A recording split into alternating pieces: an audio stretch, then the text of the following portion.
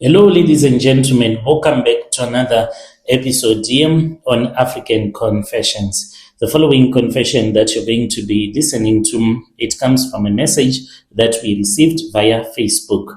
Thank you to all of you who have followed us on our Facebook page and those that sent their confessions. The message, it reads like this. Hello, Brother Nashi. How are you? Please post. My story is anonymous. I am a South African man and my name is Wongani. It was in the year 2015. I was a graduate with a degree and no future.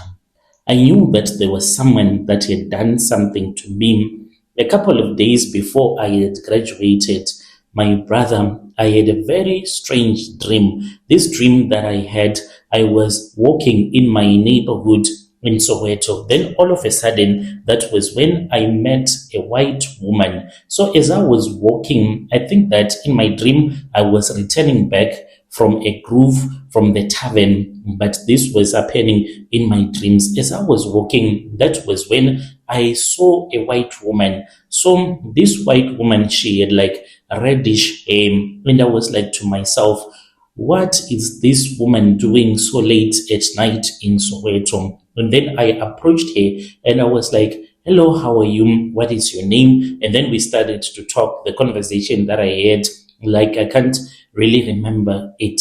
But the weird part about it was that me and this woman, we ended up having sexual intercourse right there in the middle of the street. And when I was about to wake up, that was when this woman changed. She stopped being like a white woman and she became an old woman.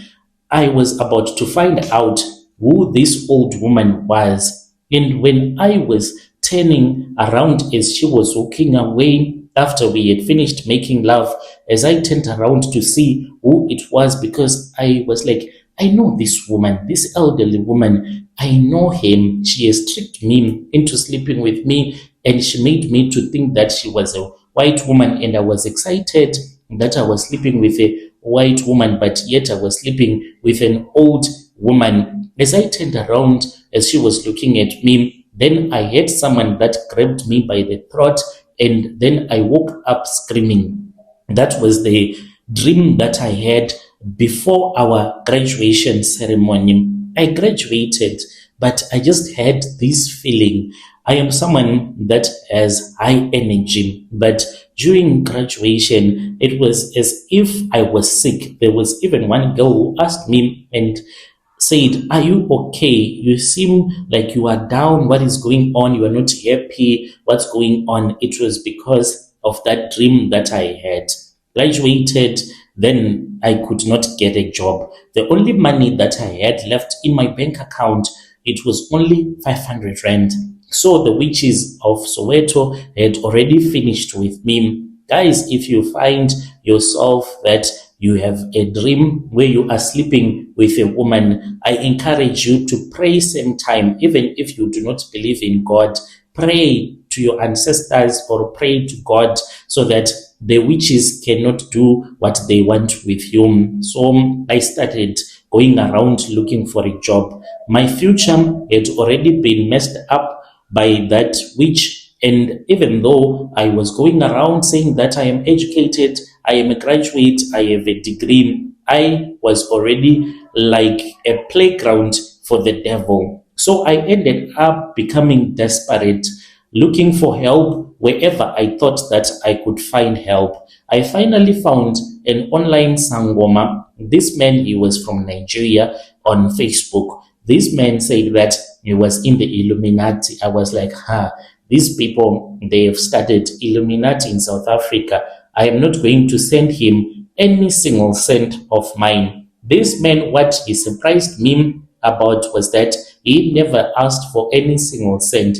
As we were having a conversation, he never said that he wants consultation fee, he wants anything. He said that he was going to assist me to become a very rich man, so much that people would want to be like me. Women, those that never loved me, they will start to lust after me. So I said, maybe this guy is legit. Why is it that he's not even asking for a single cent from me? So then I ended up joining the cult. I can say that this cult that I joined it blindly, and because I was scared. When we do some things, there are things that we can do, and we do not want to do them by ourselves. So I ended up going there with one of my cousin. I don't know what gave me the courage to speak with my cousin, but I just approached my cousin. He was staying as well in Soweto. So I approached him and I said, buddy, there is this other Nigerian guy. He's a Sangoma. He is talking about rituals. Do you want to go and see him? And he was like, he had already been speaking with Sangomas, but he thought that my Sangoma was a scammer. He was going to ask for more money the moment that we were going to have a one-on-one. But to our surprise, when we were taken to Midrand, then they never asked for any money. They just said that they were going to tell us what was going to be needed. That is how I joined. Me and my cousin, we joined the cult like blind men being led to our graves. I brought my cousin brother John with me, and we were joining, like we had been told, a money club for big boys. So the first ritual was the madness seed. This, what it meant was that you were supposed to deposit your seed into a mad woman, and this was going to make the gods, like the Nigerian money gods, to accept you into the cult. And this was supposed to be done at midnight. It was at 1 a.m. We drove my cousin brother's dad's back in around Johannesburg, and then we had already been given some charms that we were supposed to use so that we can find the women, the ones that live on the streets, but women that have lost their minds does not matter if the woman has lost her mind because of her drug abuse. Mad women, those were the ones that we were supposed to look for. So the first woman that we saw, she chose John, and then they went behind this other big refuse bin, and then they made love there. Then after that, then I found my own. She was sleeping, and I went to where she was, and then I started romancing him. She did not fight with me. I thought that maybe she was going to fight with me, but no, she did not fight with me. She responded in a very nice way. Then we started to sleep with each other. Mind you, when we were sleeping with this mad woman, we were not using any protection. It was just raw stuff with the woman that was smelling, and we had been given an instruction to never say this woman is smelling during the time when you are busy making love to her. Otherwise, you were supposed to look for another woman so that you can repeat the rituals again. So it was very hard to sleep with a woman. You could just see that, this woman, she is dead. Maybe she has not bathed in a couple of months. So after we had done that, making love to them before returning to Soweto, before the sun had risen up. We were not supposed to bath for the next 7 days. We did it, returned back to Soweto, and magic money started to appear. I woke up and I saw that I was holding 5,000 rands. Where it had came from, I do not even know. Then 10,000. I would see each and every week 10,000 that will be in my room. That is how I started to become successful without going to work. Moved out of Soweto because I did not want our parents to find out that we were always having this money. We would fake that we have gotten jobs, me and my cousin. You would drive from your place going to Joburg CBD when you have any of your relatives that will be staying with you, and you just find a hotel where you book and you just spend the rest of the day chilling in bed. Then you return back saying that you are tired because of work. So these Nigerian gods, they were giving us money, but there were things that I could not understand. Bro Nash, I am a dreamer of sort, because these Nigerian gods, they started to show and to reveal the truth in my dreams. This cult, it had started running in Nigeria in the year 1990, and it had 13 cult members, and every single member had reached their position by sacrificing, and these were like your human blood sacrifices. This was something that these Nigerian guys had told us. They did not even tell us that they had sacrificed in order for them to make money. They had sacrificed the people that they loved. The magic money, it was not just magic money. It came to you because of the blood of your relatives.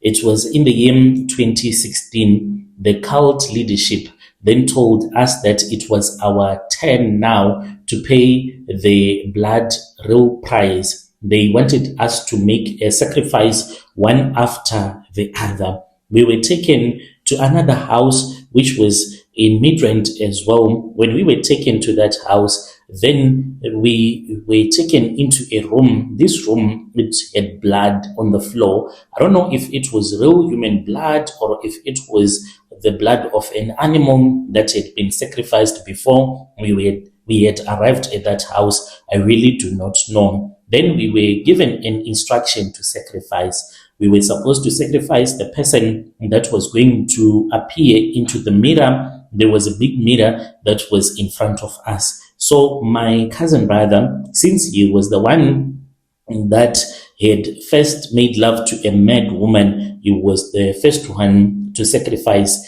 He stood, and then I saw his sister, my cousin's sister, appeared in the mirror. She was crying, and she was crying tears of blood. And the mirror had spoken. Who was supposed to be sacrificed? It was the sister. Then he sat down, like in the blood. That is where he sat, and it was my turn. I walked slowly, and I went to the mirror. When I was standing in front of the mirror, then that was when my mother appeared. When my mother appeared, I started to cry right there because I could not do it. I could not sacrifice my mother. I saw my mother. I looked at her. My mother, she was appearing in the mirror. She was a woman who had struggled in paying for my studies. And because of the greed that was in my heart, when I was sitting in the blood, then I said to my brother John, to hell with this. We have already entered and joined this cult. We have been enjoying money. It is time for us to pay these guys back. They never made us to pay anything. Like, we need to do this. Let us just sacrifice. So I said, I am going to sacrifice my mother. And I had the gods that were in the mirror laughing, and the room became dark and the lights came back on. So as for my cousin, he said, no, he needs more time. He can't sacrifice his sister just like that. And the gods kept on laughing until we were led into another room where we were told to bath with water that was so smelly. When we returned back to our homes, my mother, she then developed a cough that could not stop, and she died suddenly, and I was making a lot of money. So one day, when I was just chilling in bed, that was when fear set in, because I had tried to convince my cousin brother to sacrifice my cousin sister, but he did not want to do it. He said he is thinking of getting out of the cult. And I said, this guy is now very dangerous. The way that he is thinking, it is dangerous. My cousin John knew everything. We had started this together, and he had now started refusing to do his part by sacrificing. I said, this guy is a liability. I am going to get exposed through this guy. I was terrified that he was going to expose me to the family. I went back to the Nigerian master in secret, and I said, please, if it is possible, John has to die. And they said that they were going to give him some time so that he can think about it, and the shrine was going to deal with him if it happened that he has totally refused to sacrifice because he has been eating and enjoying the money from the shrine. It was in the year 2017, John failed to perform his sacrifices after he had been given so many chances and so many warnings, and then he passed away. So when my cousin brother passed away, I thought that it was done, but I did not know that there were other demands that were going to be demanded from me. Now that we are in 2026, another sacrifice is required. And I am here to tell you that it is not even worth it. Since 2015, I have lived a life that is not okay. I have money, but I have not been with a woman, a real woman, since the year 2015. I am not allowed to date a normal woman no matter what. If I do that, then I will lose my mind whilst I am on top of that woman.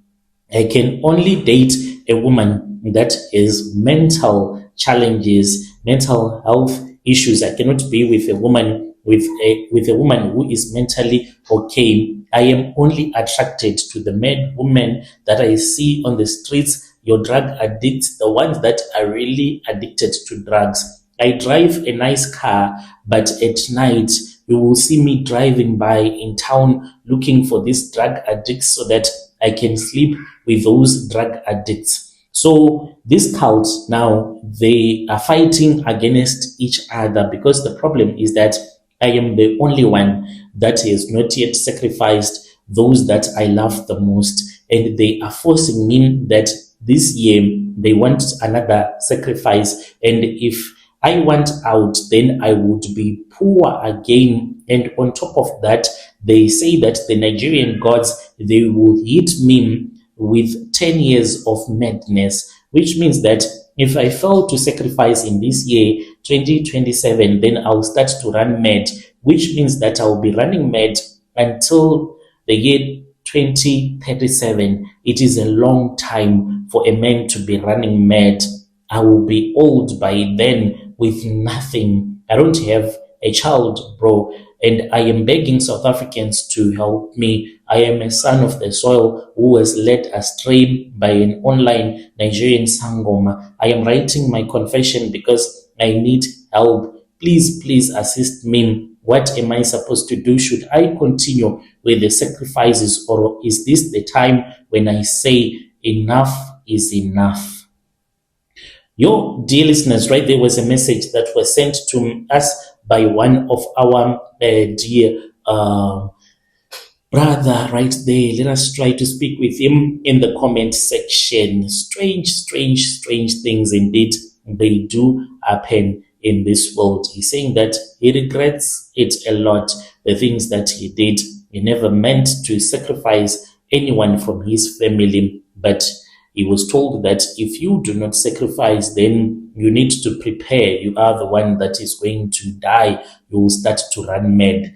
And now he is told again to sacrifice in this year, in 2026. Otherwise, he would be running mad for the rest of his life. Let us assist him in the comment section.